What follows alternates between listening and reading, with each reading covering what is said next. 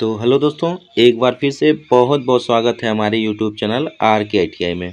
तो दोस्तों, जो हमारा ITI इलेक्ट्रीशियन का फाउंडेशन क्लास चल रहा था, तो दोस्तों वो भी चैप्टर वाइज तो DC थ्योरी तक हम कंप्लीट कर लिए थे। आगे जो हमारा नया चैप्टर है, आज से शुरू कर रहे हैं। जो हमारा AC थ्योरी होगा, जो प्रत्यावर्ती धारा का जो सिद्धांत होता है, तो उससे रिलेटेड जितने भी थ्योरी हैं उसको पहले कंप्लीट करेंगे। देन उसके बाद जो भी इसके आपके आने वाले में ITI के एग्ज़ाम में आने वाला जो इम्पोर्टेंट क्वेश्चन है, उसको हम डिस्कशन करेंगे। तो दोस्तों, ये हमारा जो सीरीज फ्री ऑफ कॉस्ट चल रहा है, तो आप लोग ज़्यादा से ज़्यादा वीडियो को शेयर करिए, उन ITI स्टूडेंट तक पहुंचा दीजिए जिसका क्लास नहीं चल पाता है किसी कारणवश, या फिर क्लास से दूर रहते हैं, तो वह इसके माध्यम से उसका हेल्प हो सके। ओके, तो ये हमारा क्लास 12 नंबर का होगा और पार्ट 1 होगा। इसका दोस्तों पार्ट 2 भी आएगा थ्योरी का। देन उसके बाद ऑब्जेक्टिव क्वेश्चन का प्रैक्टिस करेंगे इससे रिलेटेड। ओके, तो चलिए फिर वीडियो को स्टार्ट कर लेते हैं। देखिए, पहले प्रत्यावर्ती धारा सिद्धांत यानी AC थ्योरी, ठीक है। DC थ्योरी पढ़े थे इससे पहले। आज हम देखेंगे AC थ्योरी। तो देखिए, AC थ्योरी में दोस्तों विद्युत धारा, ठीक है। तो विद्युत धारा क्या होता है, यानी इलेक्ट्रिक करंट क्या होता है, what is a electric current. तो देखिए, किसी चालक में इलेक्ट्रॉन्स का प्रवाह विद्युत धारा कहलाता है। कोई भी चालक है, कोई भी कंडक्टर है दोस्तों, तो उसमें जो इलेक्ट्रॉन का प्रवाह होता है, यानी फ्लो ऑफ इलेक्ट्रॉन, उसी को हम वैद्युत धारा कहते हैं। ओके, विद्युत धारा कहते हैं। जो इलेक्ट्रॉन्स का प्रवाह होता है उसको हम वैद्युत धारा कहते हैं। दोस्तों, धारा प्रवाह हेतु बंद परिपथ का होना अति आवश्यक है। कहने का मतलब है कि जब हम धारा प्रवाह करते हैं किसी भी इंस्ट्रूमेंट में, तो जैसे देखिए यहाँ पे आपका एक बल्ब है, तो अगर इसमें हमें सप्लाई को फ्लो कराना है, विद्युत धारा को फ्लो कराना है, तो इसका क्लोज पाथ होना चाहिए, बंद पाथ होना चाहिए। अगर यहाँ से ब्रेक हो जाएगा तो इसमें धारा का मान क्या हो जाएगा, शून्य हो जाएगा, यानी कोई भी धारा इसमें प्रवाहित नहीं होगी। तो यही पॉइंट बोल रहा है कि धारा प्रवाह हेतु बंद परिपथ का होना अति आवश्यक है। ओके, अगला पॉइंट है, विद्युत धारा का मात्रक एम्पियर होता है। बहुत इंपॉर्टेंट, ITI के एग्जाम पॉइंट ऑफ व्यू से इम्पॉर्टेंट पॉइंट है कि विद्युत धारा का जो मात्रक होता है वह एम्पियर होता है, याद रखेंगे। और इसका जो संकेत होता है कैपिटल I होता है, इसको सूचित करते हैं कैपिटल I से विद्युत धारा को, और इसका जो मात्रक होता है एम्पियर होता है, याद रखेंगे। ठीक है, आगे वाला पॉइंट है, विद्युत धारा को दो वर्गों में रखा गया है। ओके दोस्तों, देखिए विद्युत धारा जो है, इलेक्ट्रिकल करंट है, इसको दो भाग में बांटते हैं। पहला DC करंट होता है, दूसरा होता है AC करंट। ठीक है, तो DC करंट में क्या होता है, इसमें भी बहुत डिफरेंस होता है। आगे हम पढ़ेंगे AC और DC में अंतर, जो कि आपको क्लियरली पता चल जाएगा AC में क्या होता है, DC में क्या होता है, डिफरेंस। ठीक है, तो विद्युत धारा को दो वर्गों में रखा गया है। पहला डिस्ट धारा यानी DC, उसको बोलते हैं शॉर्ट फॉर्म में DC, डायरेक्ट करंट। ठीक है, और दूसरा है प्रत्यावर्ती धारा AC मतलब अल्टरनेटिंग करंट। तो आप नोट डाउन कर लीजिएगा। विद्युत धारा दो प्रकार का होता है। पहला जो होता है डिस्ट धारा, डायरेक्ट करंट, और दूसरा जो होता है प्रत्यावर्ती धारा, अल्टरनेटिंग करंट। ठीक है, तो पहला देखते हैं डिस्ट धारा क्या होता है।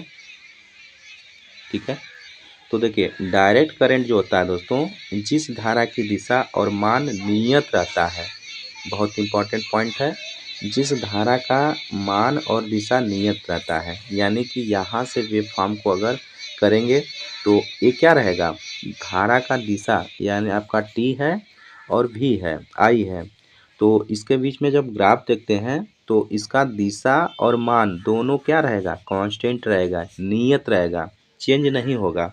ठीक है, तो उसको हम क्या कहते हैं, दिष्ट धारा कहते हैं। दूसरा पॉइंट है, दिष्ट धारा का उपयोग बैटरी चार्जिंग, याद रखेंगे जो दिष्ट धारा होता है, डीसी करंट होता है, उसका उपयोग बैटरी चार्जिंग में करते हैं, इलेक्ट्रोप्लेटिंग में करते हैं, ट्रैक्शन में करते हैं, आर्क लैंप में करते हैं, सिनेमा प्रोजेक्टर में करते हैं।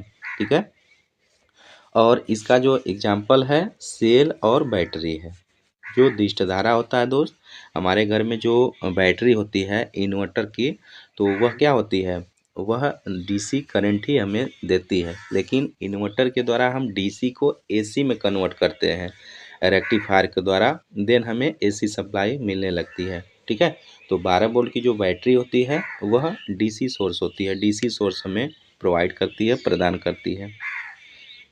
ठीक है, आई होप आपको समझ आया होगा। तो दिष्ट धारा क्लियर हो गया। दूसरा हम देखते हैं प्रत्यावर्ती धारा यानी अल्टरनेटिंग करंट। तो देखिए अल्टरनेटिंग करंट क्या होता है, जिस धारा की दिशा और मान एक निश्चित दर पर परिवर्तित होता है प्रत्यावर्ती धारा कहलाती है। तो इससे पहले दोस्तों दिष्ट धारा में क्या था, दिशा और मान एक निश्चित मान एक ही डायरेक्शन में शो कर रहा था, मतलब फ्लो कर रहा था, कोई चेंज नहीं हो रहा था। लेकिन आपका एसी में क्या है, प्रत्यावर्ती धारा में क्या है, धारा की दिशा और मान एक निश्चित दर पर परिवर्तित होता है, प्रत्यावर्ती धारा कहलाता है। जैसे यहाँ पर हम वेवफॉर्म कर रहे हैं, तो देखिए एक निश्चित मान पे पॉजिटिव में जाता है, निगेटिव में जाता है। तो यहाँ पे ग्राफ के द्वारा में देख सकते हैं साइनोसॉइडल का ग्राफ दिया गया है।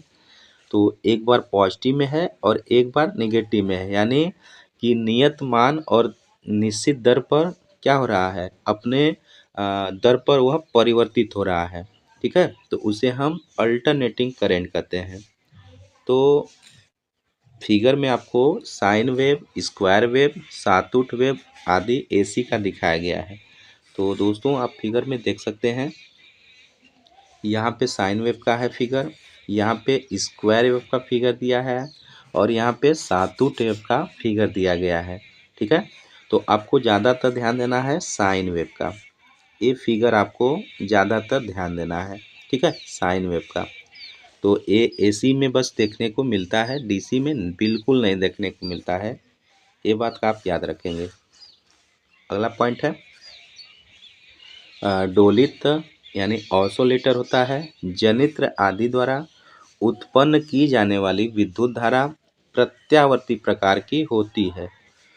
इसका उपयोग प्रकाश व्यवस्था एवं उपकरण, यंत्रों और मशीनों के प्रचालन में किया जाता है। तो दोस्तों एक बात का याद रखेंगे, तो दोस्तों जो फैराडे का नियम होता है उसमें क्या होता है, स्टेटर और रोटर का जो आपस में रोटेट होता है, तो उसमें हमेशा ऑलवेज एसी करंट हमें प्रोवाइड होती है। ठीक है, उसमें जो कट करके मैग्नेटिक फील्ड में जो इंड्यूस ईएमएफ उत्पन्न होता है, तो वह ऑलवेज एसी होता है। लेकिन अपने रिक्वायर के अनुसार, अपनी आवश्यकता के अनुसार क्या करते हैं, एसी टू हम डीसी में इसे हम कन्वर्ट कर लेते हैं। ठीक है, याद रखेंगे जो हमारा डीसी जनरेटर होता है, तो क्या करते हैं, उसके इंड्यूस ईएमएफ इसमें एसी ही होता है, एसी करंट ही होता है। लेकिन इसको क्या करते हैं, हम रेक्टिफायर के द्वारा एसी को हम डीसी में चेंज कर लेते हैं। ठीक है, इस बात को आप याद रखेंगे। तो आजकल हमारे जितना भी हमारे परिवेश में चल रहा है, तो उसमें ज़्यादातर हम एसी का ही प्रयोग कर रहे हैं। डीसी का प्रयोग दोस्तों बहुत सीमित मात्रा में हम करते हैं। ज़्यादातर अपने घर से लेके कोई भी उपयंत्र है, तो ज़्यादातर हम एसी पर उसे ऑपरेट कर रहे हैं। ठीक है, या करते हैं। स्पेशल कोई वैसा है तो उसमें डीसी का प्रयोग करते हैं। ठीक है, याद रखेंगे। आगे हम देखते हैं दोस्तों, ये भी बहुत इम्पॉर्टेंट है, प्रत्यावर्ती धारा और दिष्ट धारा में अंतर। तो इससे आपको साफ क्लियर हो जाएगा कि एसी में क्या डिफरेंस होता है और डीसी में क्या डिफरेंस होता है। तो यह बहुत इम्पॉर्टेंट है, आप इसे ज़रूर याद रखेंगे।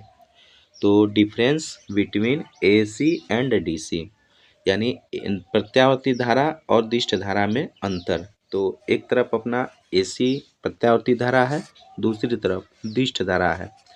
तो देखिए दोस्त, पहला डिफरेंस क्या होता है, देखिए पहला एसी में इसकी धारा का परिमाण, ठीक है, वह दिशा का मान समय के साथ परिवर्तित होता है। जैसा कि ऊपर हम लोग देखे हैं, जो एसी था प्रत्यावर्ती धारा था, इसमें धारा का परिमाण और डायरेक्शन दिशा दोनों क्या हो रहा था, समय के साथ चेंज हो रहा था। देख सकते हैं यहाँ पे, यहाँ आपका साइनोसॉइडल का ग्राफ दिखाया गया है। ये आपका ऊपर वाला एम्पलीट्यूड दिया है। तो पहले 0 था, फिर 90 हुआ, फिर 0 हुआ, फिर नेगेटिव में 90 मैक्सिमम हुआ, फिर 0 हुआ। यानी समय के साथ क्या हो रहा है, चेंज हो रहा है। ठीक है। और वहीं डीसी में देख लेते हैं, इसकी धारा का परिमाण और दिशा का मान समय के साथ अपरिवर्तित होता है, यानी परिवर्तित बिल्कुल नहीं होता है समय के साथ। तो इसमें देख सकते हैं जो आयाम है वह डायरेक्ट कांस्टेंट जा रहा है, कोई इसका मान चेंज नहीं हो रहा है, कोई परिवर्तन नहीं हो रहा है। ओके। तो आप पे पहला नोटिस करके आप याद रखेंगे कि एसी में जो होता है परिणाम और दिशा समय के साथ चेंज होता है, लेकिन डीसी में क्या होता है, परिणाम और दिशा समय के साथ परिवर्तित बिल्कुल नहीं होता है। ठीक है, पहला ये अंतर हुआ। अब दूसरा अंतर देख लेते हैं। देखिए दूसरा अंतर भी बहुत बार एग्जाम में पूछ चुका है। इसकी आवृत्ति भारत व ब्रिटिश में 50 हर्ट्स यानी 50 हर्ट्स तथा अमेरिका में यूएसए में 60 हर्ट्स होती है। तो बहुत इंपॉर्टेंट है एग्जाम पॉइंट ऑफ व्यू से। एग्जाम में कई बार पूछ चुका है कि एसी की फ्रीक्वेंसी कितनी होती है और डीसी की फ्रीक्वेंसी कितनी होती है। तो याद रखेंगे, जो प्रत्यावर्ती आवृत्ति होती है भारत व ब्रिटिश में 50 हर्ट्स होती है, और आपका और अमेरिका की जो होती है 60 हर्ट्स होती है। कई बार एग्जाम में पूछा है कि अमेरिका यूएसए में जो फ्रीक्वेंसी होती है कितनी होती है, तो आप बताएंगे 60 हर्ट्स होती है। और भारत में सामान्यतः फ्रीक्वेंसी कितना होता है, तो 50 हर्ट्स होता है। इसमें भी दोस्तों ±3% का वेरिएशन होता है, यानी 48.5 से 51.5% का वेरिएशन होता है फ्रीक्वेंसी में। तो पूछ लेगा अगर आपसे कि वेरिएशन कितना होता है, यानी उतार चढ़ाव कितना होता है फ्रीक्वेंसी में, तो ±3% होता है। ठीक है, इसको भी आप नोट डाउन कर लीजिएगा। तो इंडिया की फ्रीक्वेंसी 50 हर्ट्स होती है, यूएसए की 60 हर्ट्स होती है। वहीं बात करें दोस्तों डीसी में यानी डायरेक्ट करंट में, तो इसकी फ्रीक्वेंसी शून्य होती है, बहुत वीवीआई है। इसको आप याद रखेंगे। जो डीसी डिस्ट धारा की फ्रीक्वेंसी होती है वह शून्य होती है। ओके। तो इससे साफ जाहिर हो जाएगा कि कोई भी एसी का इक्विपमेंट है तो उसको जैसे ही डीसी पे ऑपरेट करेंगे तो फ्रीक्वेंसी डीसी का तो 0 होता है, इसलिए वह इक्विपमेंट ऑपरेट ही नहीं होगा। ओके, ऑपरेट बिल्कुल नहीं होगा, क्योंकि उसका जो स्टैंडर्ड वैल्यू है 50 हर्ट्स है। 50 हर्ट्स पे ऑपरेट होगा, और 50 हर्ट्स से कम रहेगा, अगर 0 मिल जाएगा तो बिल्कुल नहीं ऑपरेट होगा। ठीक है, तो इस बात का आप याद रखेंगे। आपका इंडिया में फ्रीक्वेंसी एसी का 50 हर्ट्स होता है और डीसी का शून्य होता है। तो 2 पॉइंट ये याद रखेंगे। तीसरा पॉइंट है दोस्त, जो अंतर होता है एसी डीसी में, एक कला प्रणाली में एक फेज तथा एक न्यूट्रल होता है। ठीक है, यानी एसी में क्या होता है, जो सिंगल फेज होता है तो उसमें पहला फेज होता है और दूसरा जो होता है वायर वह न्यूट्रल का होता है। ठीक है, वहीं बात करें जो डिस्ट धारा में होता है, डीसी में होता है, तो क्या होता है, उसमें पहला धनात्मक होता है। ठीक है, जिसे पॉजिटिव से डिनोट करते हैं, धनात्मक होता है, और दूसरा क्या होता है, ऋणात्मक होता है, निगेटिव होता है, निगेटिव तार होता है। तो ये भी पॉइंट इम्पॉर्टेंट है। अगर एसी की बात कर लें तो एक फेज होता है, एक न्यूट्रल होता है, और डीसी की बात कर लें तो एक पॉजिटिव होता है और एक निगेटिव होता है। तो ये भी अंतर होता है। चौथा अंतर क्या होता है, देखिए इसमें संचरण तथा वितरण। दोस्तों संचरण का मतलब होता है ट्रांसमिशन, यानी ट्रांसमिशन का मतलब एक जगह से दूसरी जगह को हम ट्रांसमिट करते हैं, जो डिस्ट्रीब्यूट करते हैं तो उसे हम ट्रांसमिशन करते हैं। ट्रांसमिशन मतलब लंबी दूरी की लाइनें, जैसे यूपी से हमें दिल्ली तक पहुंचाना है तो उसको हम क्या करते हैं, ट्रांसमिट करते हैं। और वितरण, वितरण मतलब डिस्ट्रीब्यूशन। तो डिस्ट्रीब्यूशन जैसे हमारे शहर के पास कोई सब स्टेशन होता है तो उससे हमारे घर तक जो बिजली आती है तो वह डिस्ट्रीब्यूशन के अंतर्गत आती है। तो इसमें संचरण और डिस्ट्रीब्यूशन के लिए वोल्टता का वोल्टता का उच्चायन, यानी उच्चायन मतलब स्टेप अप, तथा अपचायन, अपचायन मतलब स्टेप डाउन, ट्रांसफार्मर की सहायता से किया जाता है। तो बहुत ही वीवीआई यह भी है दोस्तों। जैसे क्या होता है हमारे, देखिए इंडिया में जो जनरेशन होता है वह बेसिकली 11 केबी पे होता है। तो 11 केबी पे होता है तो इतना से अगर हम पूरे ऑल इंडिया में इसको ट्रांसमिट करेंगे तो इसमें लॉसेस बहुत ज़्यादा आ जाएंगे। तो हम क्या करते हैं, बाई हेल्प ट्रांसफार्मर, यानी ट्रांसफार्मर की मदद से 11 केबी वोल्टेज को 440 केबी वोल्टेज में हम चेंज कर लेते हैं। 440 केबी यानी 4,40,000 वोल्ट में हम उसे कन्वर्ट करके स्टेप अप कर देते हैं। देन उसके बाद हम ट्रांसमिट करते हैं। ठीक है।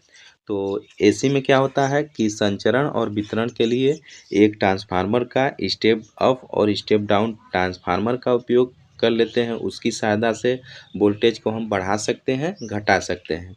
लेकिन दोस्तों डीसी में क्या होता है, ऐसा बिल्कुल नहीं होता है। तो डीसी में क्या होता है, इसमें वोल्टता का उच्चायक यानी स्टेप अप डीसी श्रेणी जनरेटर द्वारा तथा अपचायक यानी स्टेप डाउन प्रतिरोधकों के समूह की सहायता से किया जाता है। ठीक है। यानी ट्रांसफार्मर का डीसी में बिल्कुल नहीं उपयोग होता है, उसमें जीरो हो जाएगा, बाइंडिंग भी जल जाएगी। तो फिर डीसी में कैसे होता है स्टेप अप स्टेप डाउन। तो जब स्टेप अप करना है तो हम डीसी सीरीज जनरेटर का प्रयोग करते हैं, और जब हमें स्टेप डाउन करना होता है तो प्रतिरोधों का समूह के सहायता से हम स्टेप डाउन करते हैं, वोल्टेज को कम करते हैं। ठीक है, याद रखेंगे ये अंतर होता है। पांचवा अंतर क्या होता है दोस्त, पांचवा अंतर भी बहुत इम्पोर्टेंट है। इसकी शक्ति यानी किसकी शक्ति, एसी की शक्ति। एसी की शक्ति P बराबर वी आई कॉस फाई होती है। याद रखेंगे, जो एसी का पावर होता है P बराबर वी आई कॉस फाई होता है, इम्पॉर्टेंट है। तो एसी का पावर होता है P बराबर वी आई कॉस फाई। लेकिन दोस्तों जो डीसी का पावर होता है केवल P बराबर वी आई होता है, कॉस फाई नहीं होता है इसमें। ठीक है, क्योंकि डीसी में यूनिटी पावर फैक्टर होता है। तो कॉस कॉस जीरो का मान 1 होता है, इसलिए इसको वी आई इंटू 1 से जब मल्टीप्लाई करते हैं तो केवल वी आई होता है। तो इसमें क्या करते हैं हम, एसी में P बराबर वी आई कॉस फाई लेते हैं, लेकिन डीसी में P बराबर वी आई लेते हैं। तो यह भी डिफरेंस होता है। छठवां डिफरेंस क्या होता है, इसे संचित नहीं किया जा सकता है, बहुत इम्पोर्टेंट है। जो एसी वोल्टेज है उसको हम संचित बिल्कुल नहीं कर सकते हैं, लेकिन हम डीसी में क्या करते हैं, उसको संचित कर सकते हैं। एग्जाम्पल के तौर पे हमारी घर की जो बैटरी होती है, तो बैटरी में क्या करते हैं, रासायनिक क्रिया के द्वारा उसे हम संचित कर लेते हैं। देन जब बिजली कट हो जाती है तो उसे हम ऑपरेट कर लेते हैं। ठीक है, जो इन्वर्टर हम घर में लगाए हैं उसके माध्यम से। तो हम डीसी को संचित कर सकते हैं, लेकिन एसी को हम संचित नहीं कर सकते हैं। ठीक है। और सातवां हमारा जो डिफरेंस होता है क्या होता है, इससे इलेक्ट्रोप्लेटिंग व बैटरी चार्जिंग नहीं की जा सकती है। बहुत वीवीआई है दोस्तों। जो एसी करंट होता है इससे हम बैटरी बिल्कुल नहीं चार्ज कर सकते हैं। ठीक है, तो बैटरी चार्ज करने के लिए केवल डीसी सप्लाई की हमें आवश्यकता होती है। हमारी जो मोबाइल होती है तो उसको भी चार्ज करने के लिए डीसी की आवश्यकता होती है। ठीक है, तो उसमें जो हम सॉकेट के माध्यम से हम वो लगाते हैं जो प्लग में, तो चार्जर जो लगाते हैं तो उसमें रेक्टिफायर लगा रहता है, तो ये एसी को क्या करता है, डीसी में चेंज करता है। तो उसके माध्यम से 6 वोल्ट का हमें आउटपुट मिलता है, जो डीसी के रूप में मिलता है। उससे हमारी जो है बैटरी चार्ज होती है मोबाइल की, ठीक है। तो एसी को हम चार्ज नहीं कर सकते हैं और केवल हम डीसी के थ्रू ही चार्ज कर सकते हैं। और डीसी में क्या अंतर होता है, इससे इलेक्ट्रोप्लेटिंग व बैटरी चार्जिंग की जा सकती है, ठीक है। यानी कि जो डीसी करंट होता है उससे हम इलेक्ट्रोप्लेटिंग भी कर सकते हैं और बैटरी चार्जिंग भी कर सकते हैं। तो ये बहुत बड़ा डिफरेंस हुआ कि एसी में हम बैटरी को बिल्कुल नहीं चार्ज कर सकते हैं, जबकि हम डीसी में बैटरी को चार्ज कर सकते हैं, ठीक है दोस्तों। तो ये रहा एसी और डीसी में अंतर। आई होप आपको एसी और डीसी में क्लियरली अंतर समझ में आ गया होगा। आज के बाद कोई डाउट आपको नहीं रहेगा एसी और डीसी में, ठीक है। तो अच्छे से आप लोग नोट डाउन कर लीजिएगा और इसे आप पढ़ लीजिएगा, ठीक है। आगे हम देखते हैं प्रत्यावर्ती धारा संबंधित पद, यानी टर्म्स रिलेटेड टू एसी। तो एसी में भी बहुत सारे टर्म होते हैं जो आपको जानना बहुत ज़रूरी है, अति आवश्यक है।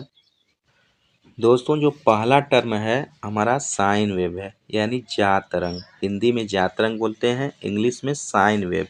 तो ऊपर हम देखे हैं साइन वेव का जो ग्राफ होता है वह इस प्रकार होता है, ठीक है, याद रखेंगे। तो साइन वेव में क्या होता है, प्रत्यावर्ती धारा यानी एसी अथवा वोल्टता के कला कोण के जा का मान का समय अक्ष पर तैयार किया गया वक्र जा तरंग कहलाता है। यही आपका भी और टी में जो तैयार किया गया वक्र है वही जा तरंग कहलाता है, साइन वेव कहलाता है, ठीक है, याद रखेंगे। आगे पॉइंट है प्रत्यावर्ती राशियों हेतु समांतर जा तरंग का ही आधार लिया जाता है। यानी एसी के लिए दोस्त केवल जा तरंग का ही आधार बेस लिया जाता है, ठीक है, याद रखेंगे। आगे है चक्र यानी साइकिल। तो साइकिल क्या होती है, तो यहाँ पे देख सकते हैं हम पहले वोल्टेज या धारा को लेंगे और यहाँ पे समय टी को लेंगे। तो साइकिल दोस्तों जैसे यहाँ से जीरो से स्टार्ट हुई, तो जीरो से स्टार्ट हुई मैक्सिमम हुई, देन उसके बाद यहाँ आ गई अपना 180 पे, फिर निगेटिव में गई और यहाँ पे आके एक साइकिल कंप्लीट हो गया, ठीक है। तो ये जो होता है यहाँ से लेके यहाँ तक यह एक साइकिल यानी 2 पाई जाते जाते एक साइकिल कंप्लीट कर लेता है। तो उसी को हम चक्र बोलते हैं, साइकिल बोलते हैं। तो किसी प्रत्यावर्ती राशि के मान और दिशा में एक पूर्ण परिवर्तन को चक्र कहा जाता है। जैसे यहाँ से चला और यहाँ तक आके यहाँ जो मिल गया तो ये इसका 1 साइकिल हो गया, एक चक्र हो गया। तो दोस्तों एक चक्र 360 डिग्री या 2 पाई में पूर्ण होता है। तो यहाँ 0 हुआ, 180 हुआ और यहाँ पे 270 माइनस हुआ निगेटिव में और 360 हो गया। तो एक चक्र जो होता है 360 डिग्री या 2 पाई में पूर्ण होता है, कंप्लीट होता है। प्रत्येक राशि धारा या वोल्टेज अपने एक चक्र में 2 बार शून्य से गुजरती है। यह बहुत इंपॉर्टेंट है। प्रत्येक राशि धारा या वोल्टेज यानी धारा है या वोल्टेज है अपने एक चक्र में 2 बार शून्य से गुजरती है। कैसे 2 बार गुजरेगी, देखिए दोस्त यहाँ से जैसे यहाँ 0 आई, ठीक है, ये मैक्सिमम गई, फिर यहाँ पे 0 आ गई, फिर मिनिमम में मैक्सिमम गई -270 पे, फिर यहाँ पे 360 आई। तो अपने चक्कर में एक बार यहाँ 0 हुई और एक बार यहाँ 0 हुई, यानी 2 बार तक 0 होती है, ठीक है, याद रखेंगे। यही बोल रहा है कि प्रत्येक राशि अपने एक चक्र में 2 बार शून्य से गुजरती है, ठीक है दोस्तों। आगे है फ्रीक्वेंसी, जो कि बहुत इम्पॉर्टेंट ये टर्म है फ्रीक्वेंसी। तो फ्रीक्वेंसी क्या होता है, प्रत्यावर्ती राशि द्वारा एक सेकंड में पूर्ण किए गए चक्रों साइकिल की संख्या को फ्रीक्वेंसी कहते हैं, ठीक है। यानी जो एसी करंट होता है, एसी प्रत्यावर्ती राशि होती है, उसके द्वारा एक सेकंड में पूर्ण किए गए चक्रों की संख्या को फ्रीक्वेंसी कहते हैं। तो दोस्तों जो फ्रीक्वेंसी का मात्रक होता है वह हर्ट्ज होता है। बहुत इम्पॉर्टेंट है, कई बार आपके एग्जाम में पूछ चुका है कि फ्रीक्वेंसी का मात्रक क्या होता है। तो फ्रीक्वेंसी का मात्रक याद रखेंगे, हर्ट्ज होता है या फिर साइकिल पर सेकंड होता है। यह भी क्वेश्चन में पूछ लिया आपके एग्जाम में कि आपका जो फ्रीक्वेंसी का मात्रक हर्ट्ज होता है और एक मात्रक होता है वह क्या होता है, तो साइकिल पर सेकंड होता है। ठीक है, साइकिल पर सेकंड होता है, इसको भी आप याद रखेंगे। दोस्तों जो फ्रीक्वेंसी का जो मापते हैं, मतलब फ्रीक्वेंसी का जो होता है सिंबल होता है वह एफ से दर्शाया जाता है। ठीक है, एफ से दर्शाया जाता है। और आवृत्ति का मापन आवृत्ति मीटर द्वारा होता है, यह भी याद रखेंगे। जो फ्रीक्वेंसी का मापन होता है, मेजर होता है, वह फ्रीक्वेंसी मीटर द्वारा किया जाता है।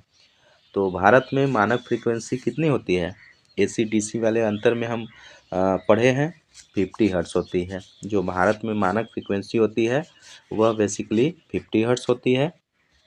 अब देखिए फ्रीक्वेंसी का जो फार्मूला होता है 1/t होता है, यानी f बराबर 1/t। देख सकते हैं f बराबर 1/t, जहाँ t जो है आवर्तकाल है, आवर्तकाल है। ठीक है, तो आवर्तकाल है और f बराबर क्या है, फ्रीक्वेंसी है। तो आवर्तकाल का दोस्तों एक साइकिल पर सेकंड बराबर 1 हर्ट्ज के बराबर होता है। ऊपर हम देख लिए हैं साइकिल पर सेकंड का एक और मात्रक होता है फ्रीक्वेंसी, या फ्रीक्वेंसी का एक और मात्रक होता है साइकिल पर सेकंड। ठीक है, तो आई होप आपको फ्रीक्वेंसी अच्छे से समझ में आ जाएगा होगा। ठीक है, फिर भी दोस्तों कोई भी डाउट होता है तो आप कमेंट बॉक्स में हमें ज़रूर लिखेंगे कि यहाँ प्रॉब्लम हो रहा है, तो हम उसको सुधारने की कोशिश करेंगे और भी इम्प्रूव और भी डिटेल आपको समझाने की हम कोशिश करेंगे। ठीक है, अगला बढ़ते हैं। अगला जो टर्म है वह आवर्तकाल का है, यानी पीरियोडिक टाइम का है। ठीक है, तो आवर्तकाल क्या होता है, एक संपूर्ण चक्र में, यानी पूरा एक संपूर्ण चक्र होता है, एक संपूर्ण चक्र को पूरा होने में लगा जो समय होता है वही आवर्तकाल कहलाता है। दोस्तों यहाँ से जो साइन वेव में एक आपका 360 डिग्री पे कंप्लीट हो रहा था, तो जब एक साइकिल कंप्लीट कर लेता है तो जो समय लगता है उसी को हम पीरियोडिक टाइम कहते हैं, आवर्तकाल कहते हैं। ठीक है, तो आवर्तकाल का जो सिंबल होता है वह कैपिटल टी होता है, दर्शाते हैं कैपिटल टी से। और जो आवर्तकाल का मात्रक होता है वह सेकंड होता है। ठीक है, आवर्तकाल का मात्रक सेकंड होता है। तो आवर्तकाल क्या होता है, टी बराबर क्या हो जाएगा, 1/फ्रीक्वेंसी हो जाएगा, यानी आवर्त का व्युत्क्रमानुपाती क्या होता है, फ्रीक्वेंसी होता है। इस बात को आप याद रखेंगे। जो आवर्तकाल का व्युत्क्रमानुपाती होता है, इन्वर्सली प्रोपोर्शनल होता है, वह फ्रीक्वेंसी होता है। तो आप देख सकते हैं t बराबर 1/f या f बराबर 1/t, ये इम्पॉर्टेंट है। जहाँ f क्या है, फ्रीक्वेंसी है, और t क्या है, आवर्तकाल है। f क्या है, फ्रीक्वेंसी है, और t क्या है, आवर्तकाल है। ठीक है, आवर्तकाल है। तो ये रहा आपका जैसे फ्रीक्वेंसी और आवर्तकाल में डिफरेंस। इससे रिलेटेड क्वेश्चन भी आपके एग्जाम में पूछा जाता है, तो उसे आप आगे जो हम एमसीक्यू का प्रैक्टिस करवाएंगे तो उसमें हम कंप्लीट करवाएंगे।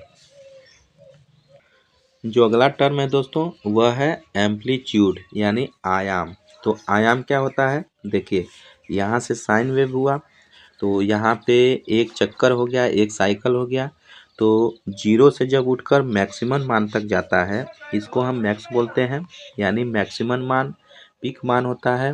तो ये मैक्सिमम मान को हम क्या कहते हैं, आयाम भी कहते हैं, यानी एम्पलीट्यूड भी बोलते हैं।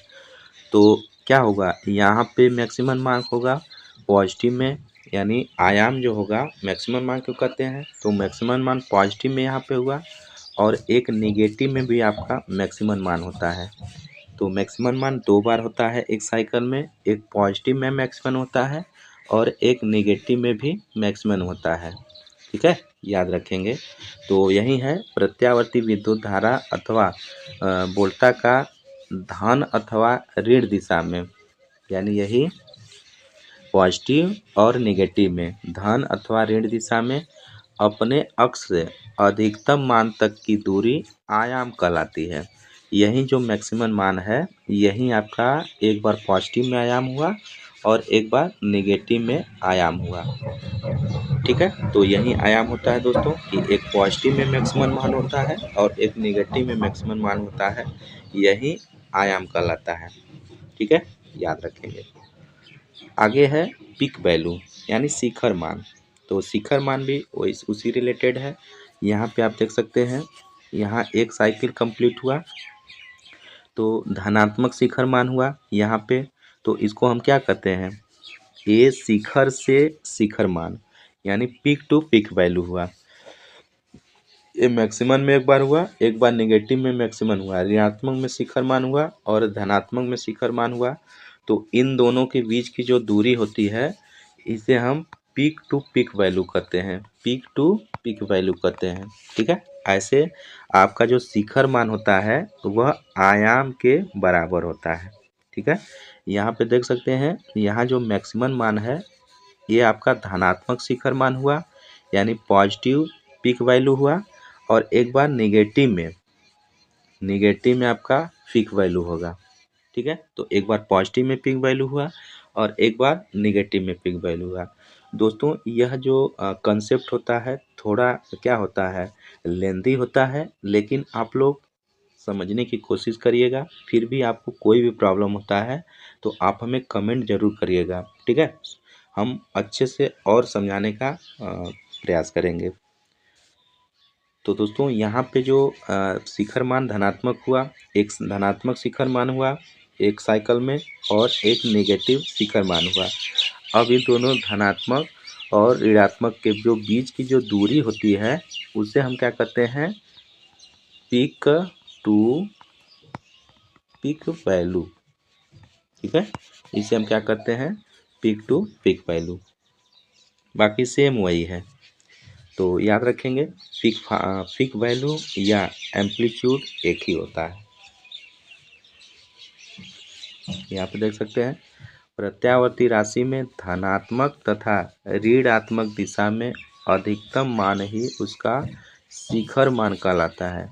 यानी एसी में धनात्मक तथा ऋणात्मक दिशा में अधिकतम मान उसका शिखर मान कहलाता है। ठीक है, वही एम्पलीट्यूड में भी था और इसमें भी सेम है। ठीक है दोस्तों, आगे है आरएमएस मान। तो यह भी इम्पोर्टेंट है, आरएमएस वैल्यू। तो दोस्तों जो आरएमएस मान होता है इससे भी बहुत सारे एग्जाम में आपसे क्वेश्चन पूछता रहता है। जो आरएमएस वैल्यू होती है वह मैक्सिमम वैल्यू बटा √2 होता है। ठीक है, तो आगे जो सभी टर्म है उसको हम पार्ट 2 में डिस्कशन करेंगे। दोस्तों वीडियो काफ़ी लंबी हो गई तो बस इतना ही रहने देते हैं आज के इस वीडियो में। इससे आगे का जो भी टर्म है उसको अगले वीडियो में, नेक्स्ट वीडियो जो आएगा हमारा पार्ट 2 का, उसमें हम कवर करेंगे। ठीक है, तो दोस्तों आई होप आप लोग को वीडियो पसंद आया होगा। ठीक है, थ्योरी का पहले देखिए, आप थ्योरी का कंसेप्ट क्लियर करेंगे तभी आपका एमसीक्यू क्वेश्चन लगाने में भी मज़ा आएगा और आपको समझ में आएगा, इंटरेस्ट बढ़ेगा उसमें। ठीक है, तो आप लोग इस थ्योरी क्लास को, सेशन को ज़रूर पूरा वीडियो देखिए। देन उसके बाद एमसीक्यू जब लगाएंगे तो आप प्रैक्टिस करिएगा। ठीक है, देन उसके बाद नीनमी का भी मॉक टेस्ट अगर एसी का लगाएंगे तो आपको कोई भी डाउट नहीं होगा।